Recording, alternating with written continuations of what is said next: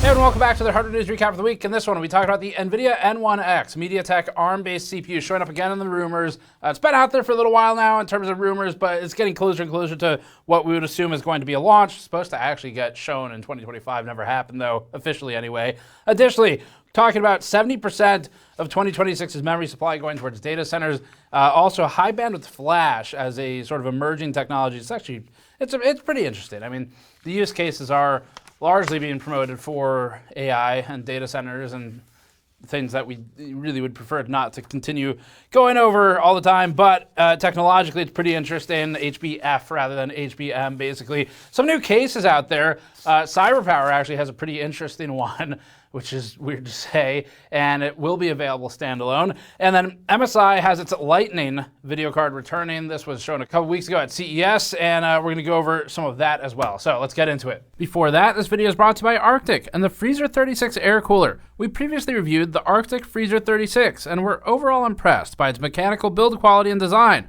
with thermal performance also overall comparable with similar coolers on the market. The Freezer 36 performed well in our benchmarks and analysis with its dual fan solution, 4 direct contact heat pipes, and thicker fin stack centrally. Learn more at the link in the description below. Really quick GN update here. So for our AI Dystopia series campaign, we just posted a large documentary covering the rise of the memory industry. If you missed that, go check it out. That's part of the series that we used a sort of Kickstarter style fundraising for from our audience.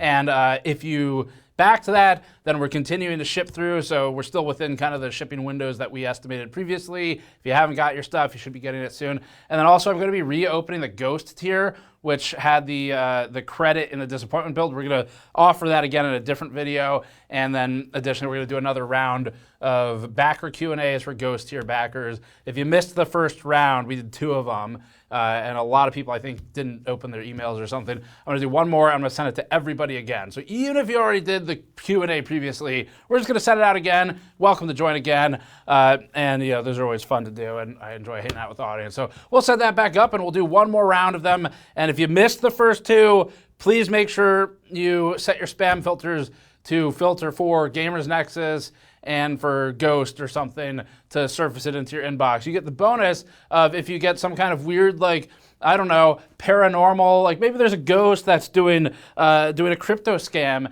and it's getting filtered into your spam inbox. Now you'll be able to get it if you filter for that. Otherwise, if you want to help us out with our ongoing coverage of the AI dystopia that we're living in now, then you can go to store.gamersnexus.net, and all those tiers are still open as we continue running our coverage and publishing it with all these deep dives we're able to do thanks to the backing from you. Okay, first story here. So the Wall Street Journal reports that more than 70% of high-end memory chips, as they define them, produced by all manufacturers in 2026 will go to data centers. That is for both AI use cases and conventional use cases, but they're talking about high-end memory chips for this specifically. The International Data Corporation, or IDC, is projecting shipments in the PC market will decline by 4.9% to 8.9% in 2026, which is even worse than its initial forecast of 2.4% decline in November 2025. There is somewhat of a natural cycle here, a refresh cycle, especially as we exit the launch of the new GPUs. But this is a lot worse than normally from what we can remember, and that's probably because of something incredibly simple, which is people can't afford things, and that's for a lot of reasons. There are macro reasons for that, and there are reasons like the memory companies and making sure that all of their memory is sold at the absolute highest possible margin, dragging consumer up to enterprise levels. So anyway, big surprise, people can't afford computers, therefore don't buy them. Other industries are suffering too. The Wall Street Journal says that automotive and telecom companies don't want the newest standards, often using older, more robust silicon. The issue for those companies is that the DRAM manufacturers are slowly tapering production of the stuff that they want. Counterpoint Research said, quote, "You gotta buy a plane ticket and get that allocation from manufacturers right now. Those guys are selling their capacity, not only for 2026, but also 2027 and 2028, end quote." The Wall Street Journal's report ended on a bleak note, as Counterpoint believes memory will become as much as 30% of the total cost in the electronics that use it. When the Wall Street Journal asked how much non-AI companies will need to pay to get allocation, Counterpoint's representative answered, quote, "There is no limit," end quote. Now, a couple things here. One, it's not abnormal for memory companies to contract out prices for memory and commit some kind of volume far into the future, relatively far into the future. So Apple, for example, will lock in a contract price for something like a new iPhone, and they'll contract that out for whatever amount of time their memory partner is willing to lock them in. Apple has a lot of leverage in that negotiation because they're Apple. So that part's not abnormal. What's maybe abnormal here, from what we're seeing, from what I understand, is looking at the prior rumors and the public official earnings reports, which are not rumors. It's probably about the most, truthful statement you can get out of a company, I guess. Some of the memory companies may be shortening the duration of the contract prices and the lock-ins that they do for them, and that would be a potential new challenge where the memory prices are more in flux. So this was something that was in the news for Samsung previously. If I remember correctly, I think Samsung denied those rumors that they were reducing the duration of their contracts for the locked-in memory prices for some of their partners, except in this case, it's more of a he said mega corporation gaslights situation. But the total capacity of memory sold in 2026 for AI is also new. Data center enterprise, they've used a lot of memory for a long time. It's just that it's really getting crazy. Where you look at the new Vera Rubin stuff, it's like basically a couple terabytes of memory if you add it all together. Even the DPUs have memory, and that's not even a part people talk about. So it's like, I think it's 128 gigabytes or something on the new DPU that NVIDIA has. So in other words, the short version is the beatings will continue until morale improves in the memory market for consumers. Up next, NVIDIA's long-rumored, often leaked N1X MediaTek ARM collaboration CPU is maybe finally coming out. This is supposed to be a mobile solution. It's in the rumor mill again. DigiTimes published an exclusive report based on information from what they call supply chain sources. It says that N1X will launch alongside a refresh of Microsoft's Windows on the ARM platform in the first quarter of 2026 for the consumer market. NVIDIA allegedly originally wanted to show the N1X as far back as Computex 2025, but obviously that didn't happen, and it still hasn't. Now, the rumors for the N1X are that it's supposed to be a collaborative joint launch with Microsoft. It's supposed to be a joint launch with Microsoft. God, it just rolls off the tongue. I can't help it. If Microsoft's too busy shoving half-baked AI into every aspect of the OS, looking forward to AI-powered Minesweeper, then maybe that's why they're not ready with the ARM solution and the refresh for the NVIDIA launch. DigiTimes claims that 3 other versions of the N1 will follow in the second quarter, and that the second generation N2 series will follow in the third quarter of 2027. We previously covered the N1X's earlier leaks, where the CPU showed up as a 20-thread part with a 2.8 gigahertz base clock and some of the benchmarks posted online. Now, a couple things here. Those might not be accurate. Secondly, they might change with the specs and the scores. The scores almost absolutely will change. At the time, assuming it was real, it had a single and multi-core score and Geekbench that were highly competitive with current-gen Intel and AMD CPUs. NVIDIA entering the consumer CPU market in any capacity at all would be big news. A major ARM CPU would also be big news outside of the incumbents that exist. Microsoft was, I actually honestly keep accidentally switching between Microsoft and Microsoft, and it's not clear which one I'm trying to say anymore, even to me. Anyway, we'll just keep that in mind. Whatever I say for Microsoft, it might not be intentional. Was that one intentional? I don't know. I've kind of lost track. But they were trying to do a big push for Windows on ARM, and that was big news. It remains big news if they keep trying to push it. And of course, NVIDIA CPU is big news. That moment has been brewing for a while now because NVIDIA also bought part of Intel, as you may remember from previously after the US government bought part of Intel. And that is to make, alongside data center solutions, also RTX chiplets for mobile solutions in consumer. So NVIDIA's got kind of a two-pronged approach here to getting into CPUs in some capacity for a consumer. And that, if anyone is boxed out in any way, it might be AMD, because NVIDIA will be able to hold allocation over the head of the laptop manufacturers for the parts they actually want, which is the NVIDIA GPUs, to use the NVIDIA CPUs, whether that's just an RTX chiplet one or an actual like MediaTek solution. So we're most interested in the N1X's or the N1 series gaming performance, and NVIDIA could be looking to disrupt the handheld market as well with a fully in-house solution. Just the biggest challenge is, of course, going to remain ARM as the architecture. Now, Valve previously announced with the Steam Frame that it is also pushing into ARM, and they're doing that with development of effects layer. So there may actually be a path there to wider gaming compatibility in the same way that sort of Proton revolutionized Linux's gaming compatibility. Up next, Samsung and SanDisk plan to deploy a new storage technology called high bandwidth flash, as opposed to, say, high bandwidth memory, for example. And this would be used for NVIDIA, AMD, and Google products, they say, by 2027, late 2027 or 2028. And that's according to an article from Korean outlet. I'm going to go with CISA Journal. High bandwidth flash is, according to the report here, stacked 3D NAND that utilizes through silicon vias to connect to GPUs over an interposer. Some of that sounds familiar to high bandwidth memory. This, though, trades away speed for increased capacity as compared to high bandwidth memory. According to SanDisk, which has an article up citing the Korea Advanced Institute for Science and Technology, the initial concept is to use 100 gigabytes of HBM as a cache in front of a terabyte of HBF, they said, in order to mitigate the loss of speed. Currently, the downsides are speed and write durability. Also, that's a lot of fucking HBM. A professor from the institute, Jong-ho Kim from KIST, said, quote, HBM is fast, HBF is slow, but its capacity is about 10 times larger. However, while HBF has no limit on the number of reads, it has a limit on the number of writes, about 100,000. Therefore, when OpenAI or Google write programs, they need to structure their software so that it focuses on reads, end quote. Now, of course, HBM could also technically be 10x in capacity on a product. It's just the cost and the technical limitations that make it a challenge. And so Flash is trying to solve that, and particularly high bandwidth Flash, which would fix the bandwidth part of the problem. Now, Flash NAND is a non-volatile solution, whereas HBM is volatile. But Kim is also speaking about speed and durability as relative to HBM. Per SanDisk, HBF is predicted to exceed 1,638 gigabytes per second bandwidth, or about 1.6 terabytes per second, when the current top-end SSDs are rated at, say, 15 gigabytes per second or so. Also, 100,000 writes is a hell of a lot more than what you'd see out of 500 to 1,000 for TLC NAND or something. Now, what's unique is that in this context, from what we understand right now reading this report, HBF will be treated like memory.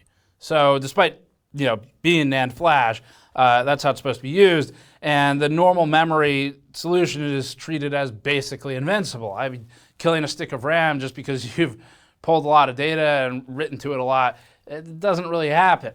But it does happen for an SSD. And so that makes this unique, where it would require changes to how the programs behave, hence the professor's comment on Google and OpenAI needing to alter their programs to focus on reads rather than going through entire, say, PE cycles or something. HBF was announced by SanDisk back in August of 2025, and that was to address what it calls the memory wall problem. They said that the problem was the capacity and bandwidth needed to load the largest models, which has outstripped the memory capacity of the largest GPUs and compute accelerators. SanDisk indicates that this crossover took place sometime in 2019, around the time of GPT-2's launch. The solution since then has been to pack as many accelerators together as possible in order to pool their memory. Massively boosting memory capacity per accelerator would allow larger models to run before clustering becomes a necessity. The same Professor Kim from the Korea Advanced Institute of Science and Technology says that HBF's development should be far quicker than HBM due to process and technique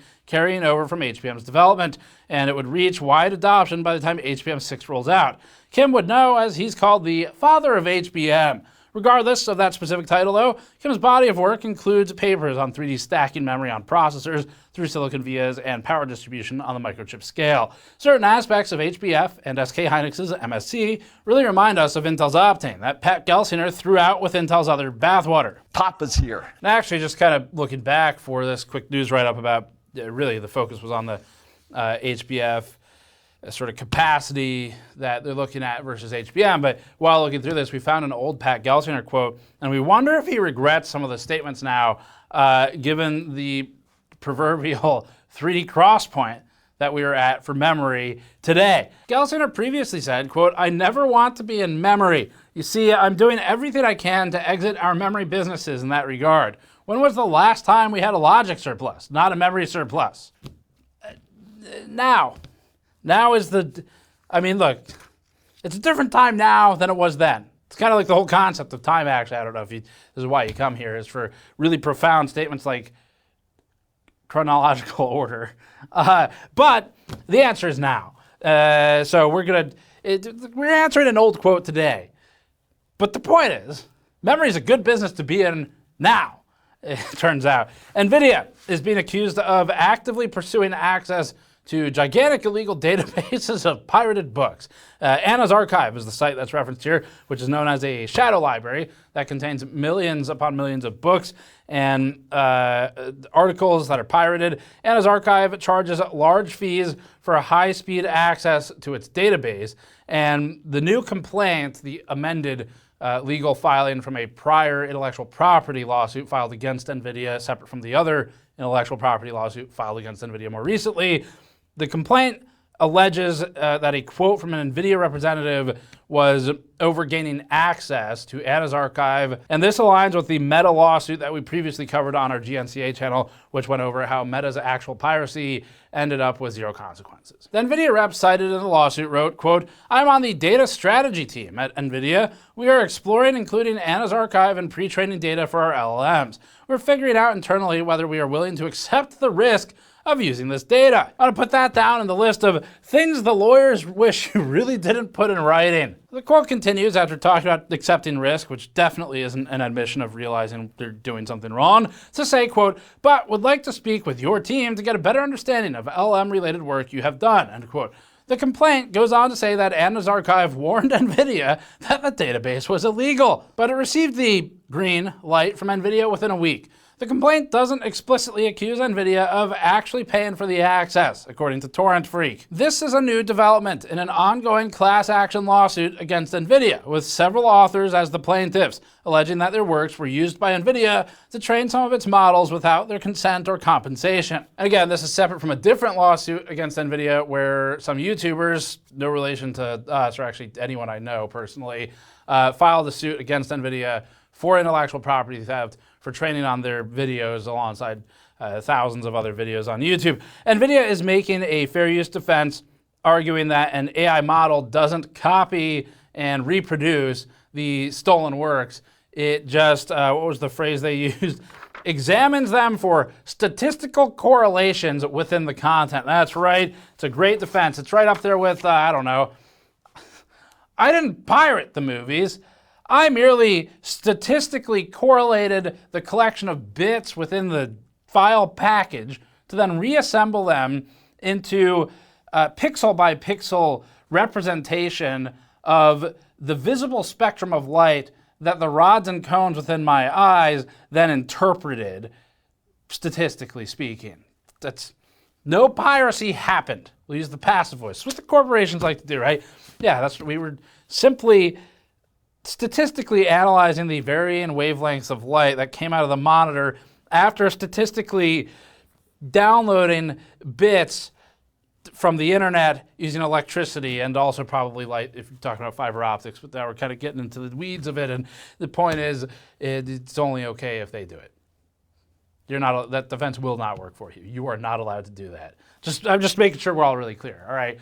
So the line for can I steal something and it's okay versus can they, the giant megacorporations, steal something and it's okay, that line, it might look like it's about this far apart. It's actually like this. Like if we could go to like a 32:9 camera, it's probably still not wide enough.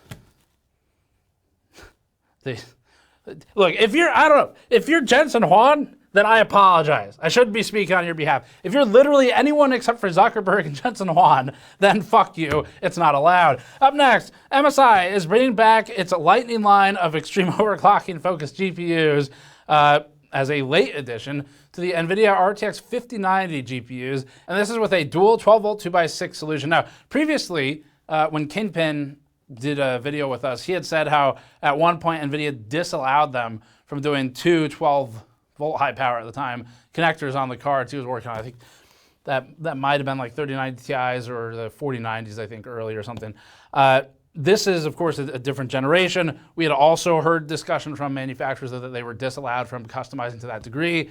MSI seems to have gotten some kind of special permission here, and they're doing two 12-volt 2x6s, reportedly up to a 2,500 watt power limit so that you can melt your cables at a faster rate than previously. The production run is limited to 1,300 units and 3 variants: the RTX 5090 32GB Lightning Z, the Lightning X, and the OSER. I would go with OCR maybe. All three appear to share the same PCB design and are differentiated by binning and VBIOS features. The most extreme version is the Lightning OCer. As far as we know, it showed up first in hardware bot submissions from OC_Windforce. MSI sampled this special version to several extreme overclockers who took 17 world records on hardware bot. OC_Windforce's photos show the front and rear of the PCB slathered in Vaseline, die sealed off with Kapton tape, and power stages adorned with copper heat sinks. The low-res photo from MSI shows the clean version. The dual 12-volt 2x6 power connectors are what jump out at us first. We haven't seen more than one on a GPU outside of the prototype from NVIDIA itself, and Galaxy's 5090D Hall of Fame XOC edition. The sheer quantity of VRM components is staggering. We count 40 power stages or so, which may be the most we've ever seen on a GPU. The right edge of the PCB has a few conveniently located voltage probe points as a quality of life feature for XOC. The special OCer version can be configured with up to 2500 watts, the power limit. That's according to overclocker Lucky Noob OC on Twitter, which is effectively no power limit. He also said it was sent to him as a bare PCB with no cooler, just a heatsink for testing and powering it on. The most powerful version made for public release is the Lightning Z, which ships stock with an 800-watt OC VBIOS and 1000-watt Extreme VBIOS. For higher power, the page says, quote, the 2500-watt XOC BIOS is exclusively for extreme overclockers pursuing record-breaking experiments, warranty voided when enabled, end quote. To us, that implies the card will maintain its warranty in any other conditions. That would include the 1000-watt mode. As far as cooling, the Lightning Z comes with a 360mm integrated liquid cooler with a full coverage copper block. It has a screen on the front of the card as well. I think it's an 8-inch screen that covers the entirety of it, and it's clearly intended for vertical mounting. Also, there's carbon fiber. From what they're saying, it's even real. MSI lists the Lightning Z's core clocks at 2730 MHz boost and 2775 MHz with the MSI Center software if you're willing to run it. The Lightning X version appears to be the same as the Z, but with lower clocks of 2565 and 2610 with the MSI Center. MSI's Lightning designs used to seriously compete alongside EVGA's Kingpin cards and Asus's Matrix or Strix OC cards, and so they're back. Up next, some new cases shown at CES a couple weeks ago, but we thought they were pretty interesting and worth going back for. So CyberPower announced a few new standalone cases at CES. CyberPower is the system integrator. They pre-build PCs, but they occasionally have cases for sale separately. So one of those is the MA-01, which they call a modern analog case, pulling from the Fractal modern marketing style, except for one problem, which is that the analog is because there's dials which digitally control things. Not really what that means, but, you know, close enough. So the analog solutions control the ARGB lighting without software. We actually do like that. It's a good thing. Not analog, it's done digitally.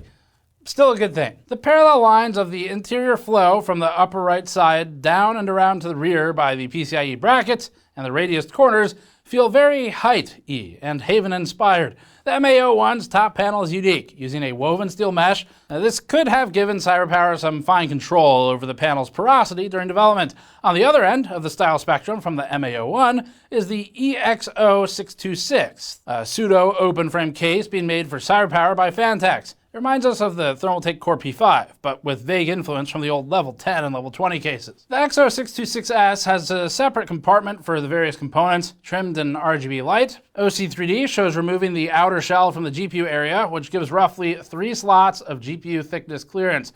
You'd want to use a motherboard with the first PCIe slot in the first position, made clear by CyberPower's use of a board that has a second position slot, limiting the actual clearance for GPU thickness. The target price for the XO626S is $100. It's less expensive than we'd initially expect given the novelty. Thermaltake also had some announcements for cases, and it went big both in terms of the actual size and the amount of different case-related things. We'll skip over some of them here. The View Cross TG is still a concept, but they showed that one off. The current version is a very tall dual-system case with room for 2 MATX systems sharing a huge single motherboard tray. The case can support either a single 420 or dual 280 radiators along the right side as well. Mounting 2 motherboards is the whole gimmick. Otherwise, it's just a metal box with some glass. Next from Thermaltake are the AX1000 Super Tower and the AX200 pedestal combo unit. Thermaltake hasn't published much about these, but they're even larger than the View Cross TG, able to house 2 SSI EEB motherboards.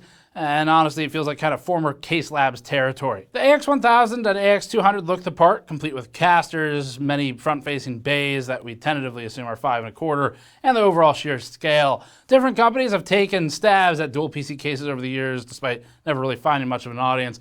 Thermaltake also announced its Core PX Infinity WS ARGB. It's the next addition to the open frame core line. There's double curved glass, RGB light bars, an infinity mirror, and wood grain slapped onto the power supply shroud and slatted top panel. It comes in light and dark versions. Up next, just for fun, a modders project, the Ningtendo PXBOX 5. This impressive DIY hardware project by YouTuber and modder Xiaoninzi, or XNZ, that combines an Xbox Series X, PS5 Pro, and Switch 2 into a triangular monolithic chassis, forms the ultimate modern console. The modder disassembled the PS5 and the Xbox Series X, designed a trash can Mac-inspired heatsink capable of interfacing with the hot components of both of those devices at the same time, and then left space in the third side to dock the Switch 2.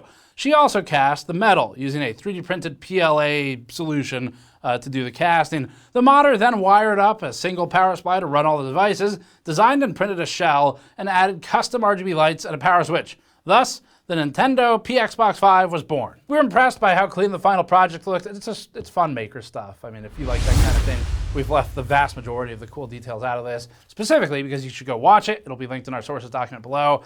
Check that out, though. Really, really impressive modding done by Xiaoninzi. So that's it for this one. Thanks for watching. Subscribe for more. Go to store.gamersnexus.net to support us directly, or patreon.com/gamersnexus, and we'll see you all next time.